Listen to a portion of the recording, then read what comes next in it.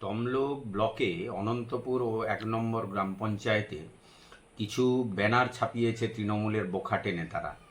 তমলুক ব্লকের এই লোকসভা নির্বাচনের পর তমলুক ব্লকের শুভবুদ্ধি সম্পন্ন বাসিন্দাগণ তৃণমূলের দুগালে দুটি কোষে থাপ্পড় মারার পরও এরা যে ব্যানার ছাপিয়েছে, আমি বলবো এরা নির্লজ্জতার প্রতীক। এদের মধ্যে মিনিমাম লজ্জাবোধটুকু নেই বলে ওরা ব্যানার ছাপিয়েছে। ভারতীয় জনতা পার্টি আজও বলছে যে যদি পশ্চিমবঙ্গের শাসন ক্ষমতায় ভারতীয় জনতা পার্টি আসে, তাহলে তার পরের দিন থেকেই পশ্চিমবঙ্গের মহিলাদের জন্য অন্নপূর্ণা ভাণ্ডার ৩,০০০ টাকা চালু করা হবে। আজও আমরা বলে যাচ্ছি, এর পরের নির্বাচনেও বলবো।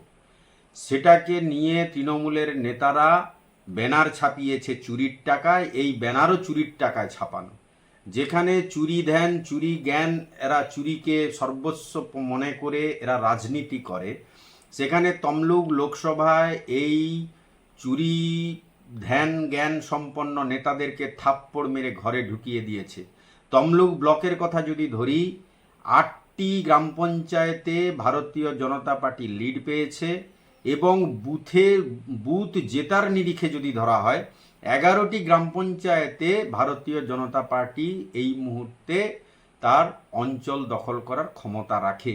যদি লজ্জাবোধ থাকতো, তাহলে এই গ্রাম পঞ্চায়েতগুলিতে হারের দায় স্বীকার করে নিয়ে পদত্যাগ করা উচিত ছিল এবং তমলুক পঞ্চায়েত সমিতিতেও আর রাজ করার মতো ক্ষমতা তৃণমূলের নেই।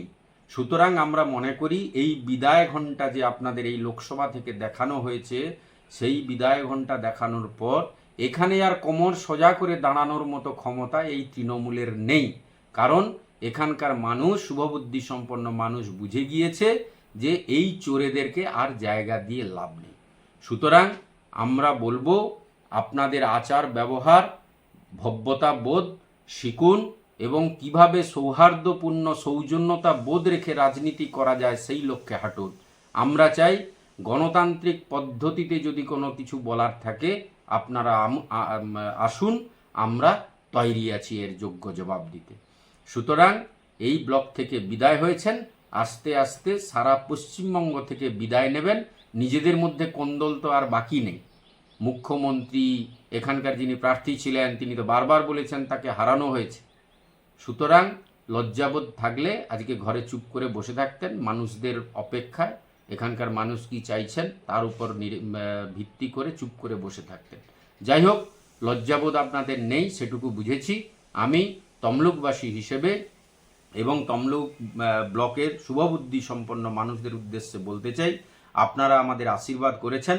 আপনাদের জন্য লড়াই করার জন্য ভারতীয় জনতা পার্টির প্রতিটি সৈনিক আগামী দিনে রাস্তায় নামবে।